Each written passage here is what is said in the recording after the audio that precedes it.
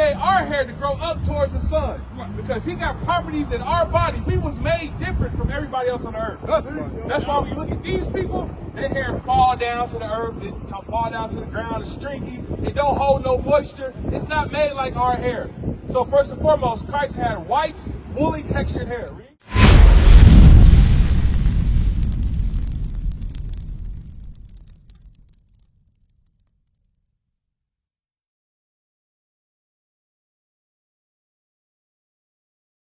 On earth looking like us. We got to have some more self-esteem about ourselves. You know, we got to start looking at ourselves in a greater light. The greatest man that walked this earth, the Bible describes him as looking just like us. We just read it for him. I'm reading for you one more time. All right, let's get Revelation 3, verse 14.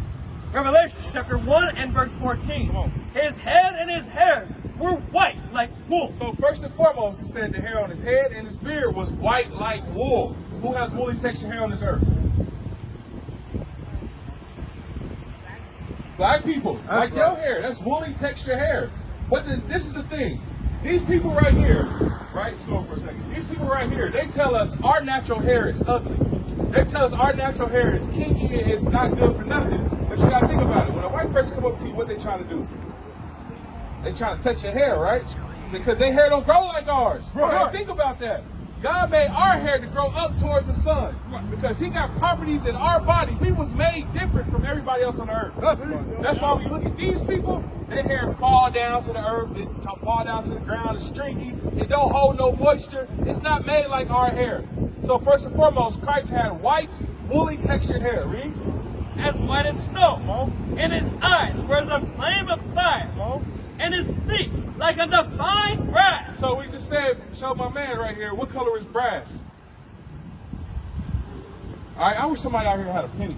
When you think about a penny, it is closely our color, so our complexion. All right, a penny is a derivative of brown. All right, when it says his feet was like brass, the top of your feet, we already showed him, the top of your feet is the same color as the rest of your body? It's not? Take your shoe off right now. The top of your foot is the same color as your arms, your face. It's the same color. It's brown. The bottom, now that's lighter, but the top of your foot, yes, the same color. Just like my man's right here. Read. As if they burned in a furnace. So not only was it brown, it said it's so brown as if it burned in a furnace. Christ is a black man. So when Christ walked the earth, he had color. Why do you think Christ had no color? Because he's spirit. So can you nail a spirit to a cross? That's what I said. Christ. That's what we're talking about. Jesus Christ, the one that died on the cross. Did he have color?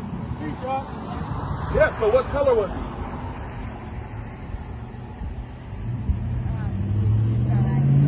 he? He was. So who are the Israelites? These are all questions that we got to know. Who are the Israelites? No. Is it the people that's in the land today claiming to be Israel? That look like him? Are they the Israelites? No, they're not. What we're showing you is we are the Israelites. All right? So, like I said, the so-called blacks, Hispanics, and Native Americans, we are made in God's image. So Jesus Christ looked just like us. He had a skin color. That's something to be proud about, my man. Because the world is not going to teach you that Jesus Christ looks like you. Right. But you got brothers out here today that tell you, listen, you are a king. Right. You have properties in you that no other nation on this earth has in them. Right. God created us with melanin. That protects us from all the elements on the earth. Right. When the sun hit us, we magnify. We get more energy. We get stronger. When the sun hit the other nations, they burn. Because God made us different from everybody else. Right. So why are we not living differently than everybody else? Why is it that we live in the ghettos? Why is it that we live in the slums? Why y'all think? Why is it that we've gotten so comfortable hearing gunshots in our neighborhoods? Why is it that we've gotten so comfortable eating foods that's not meant to be eaten? We got to examine this thing. Deuteronomy 28. Deuteronomy 28, verse 15. Deuteronomy chapter 28 and verse 15. But it shall come to pass, if thou wilt not hearken unto the voice of the Lord thy God, to observe to do all his commandments and his statutes, which I command thee this day, that all these curses shall come upon thee and overtake thee. All right, so I asked them, so let me ask y'all a question. Why do you think we are so comfortable living in the hoods and the ghettos of the world? We're not comfortable. We not? We're miserable. Okay, we are. You're absolutely right. We're suffering. We're miserable. What have we done to get out of the conditions that we're in? We learn.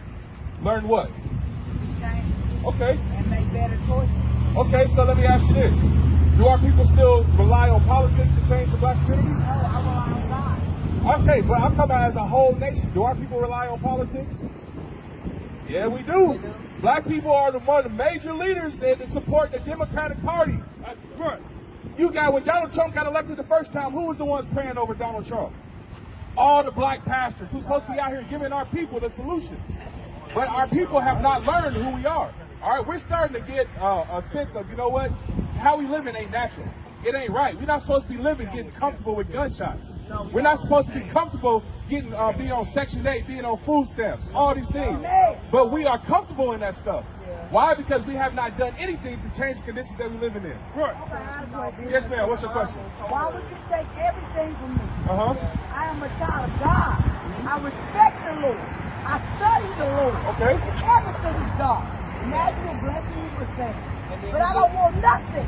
I want to go home. You want to go home? Okay, so first, let's get the keys to how we're going to get out of this condition that we're living in. Because just like you, every man up here, we tired of living in these conditions. So how do we change the conditions that we're living in? First and foremost, you got to have knowledge of who you are. Look on this side right here. Where do you see yourself? Because on one side, the world calls us this thing, and the other side, this is what the Bible calls us. I'm black, white, and Latino. What's your father? Jesus. No, what's your earthly father? What's his nationality? I don't know. Okay, sis, what's your father? God. No, on earth, we all come from a man, all right? We all come from the seed of a man. Okay. My father was a so-called black man. That would make me from the tribe of Judah. What about y'all?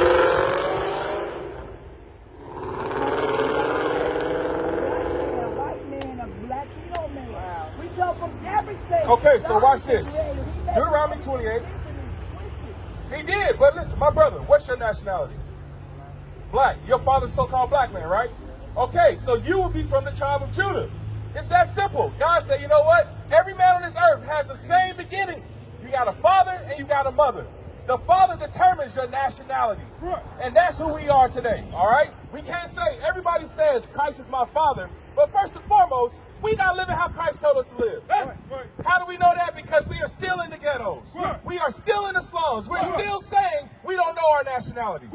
We all have a nationality. We all come from a nation of people. We have to understand that. That's the first step to getting out of the conditions that we're living in. Read what you got. Verse 15. But it shall come to pass, if thou wilt not hearken unto the voice of the Lord thy God, to observe to do all his commandments and his statutes, which I command thee this day, that all these curses shall come upon thee and overtake thee. We all claim that we love God, that we got a relationship with God. We all say this stuff. How is our life reflecting that? It's not. Our life is not reflecting that because we still eating pork. We still eating shrimp. We still eating catfish. We are still dressing out of order from the Bible. We are still doing things that God told us not to do. Well, what is the order? Oh, I'm glad you asked that. That's a great question. Who makes me talk? God makes me talk. Everything I speak comes from this Bible, which is the voice of God. Okay, so now the voice of God is about to show you how you're supposed to be moving in this world today. Read verse 16. Verse 16. Cursed shall thou be in the city. Because we have thrown God's words behind our back, we live in the ghettos. We have the worst grocery stores. We have the worst education. We have churches on every 10 steps in our community, but no change has been happening. No solutions has come out of these churches that's been there since slavery. Since we got off these slave ships, they've been teaching us that Christ is a white man. Nothing's changed from this. Read. And cursed shall thou be in the field. As a result of that, we were in the cotton fields. We was picking cotton from sunup to sundown. If she didn't pick enough cotton, they would take her and give her lashes because even the kids, they didn't care about our kids. Is God a woman or a man? God is a black man. That's right. They didn't care about the kids. God is a black man. I said, this man right here, when the so-called white man put us in slavery, they didn't care about the old people or the young people. The young people, they would sell it to one plantation and they would sell the mother to another. If the young kids did not pick enough cotton according to their body weight, they got whippings. They didn't even before that, they was taking some of our sisters that was pregnant, cutting the babies out of their stomach and using it for gator bait. We don't know about this history because all we so caring about is God loves everybody. I got a personal relationship with God. This is the stuff we've been taught. We have not been taught our history. Huh? Why is he talking to me? Why is he talking to you? Because he is the control. God is not in you yet. He can be in you, but you have to do things God told you to do. I'm about to show you something. 1 John chapter 5, verse 3. Bring it out. I'm about to show you what the Bible says. You say you love God? Do you love God, sis? Yes. Okay, so let's see. What is the love? How do you love God? What is his name? What does that matter? What it does, it does. Who do you pray to? Okay, so let me ask you this. If I told you his name was Yahweh, would that change anything for you? No. It would His not. name is Jehovah. His name is God. Okay, so what does knowing the name of God matter if you're not doing what he told you to do? That's right. You knew your parents' first name, but if you didn't do what they told you to do, do you really love them? Bring it out. No. Read. 1 John chapter 5 and verse 3. Bring it out. For this is the love of God, This is how we show God we love him. This is what God cares about. Read. that we keep his commandments. If you love God, you're going to do exactly what God told you to do. He sacrificed his son so we have free will. No, he did not. Ain't no such thing as free will. Free will is what got us in the conditions that we living in. Right. Us thinking that we have free will is the reason why we shoot each other down every single day. Right. Every time we turn on the news, another black man gets shot. Right. Every time we turn on the news, we are leading the nations in abortions. Right. We are the fewest people on this earth, but we have the most abortions on the world. Right. Because we are not being obedient to God's words. Bring Read it on. out. For this is the love of God, that we keep his commandments.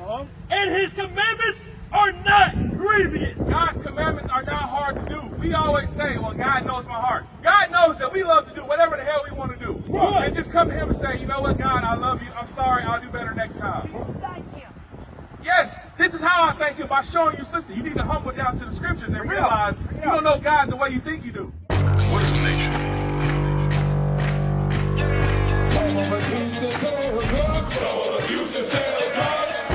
Nation is men leading by example.